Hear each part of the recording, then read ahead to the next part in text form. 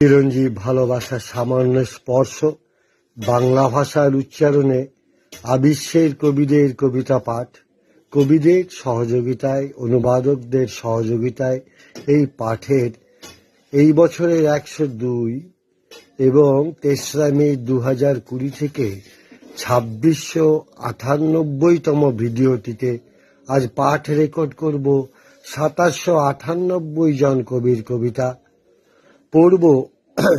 এই মুহূর্তে স্বনামধন্য এক ব্যক্তি, ইরানের আয়াতুল্লাহ আলী খামেনির কবিতা। কবির কবিতার অনুবাদ করেছেন হিজল জবায়েদ।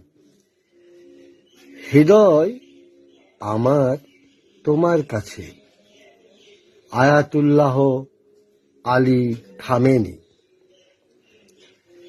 বেখেয়ালে হৃদয় আমার সঁপেছিলাম তোমার কাছে, জানি তুমি ভুলেই গেছো, কিন্তু আমার মনে আছে।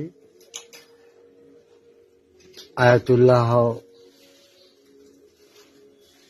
আলী খামেনিকে শ্রদ্ধা ও ভালোবাসা।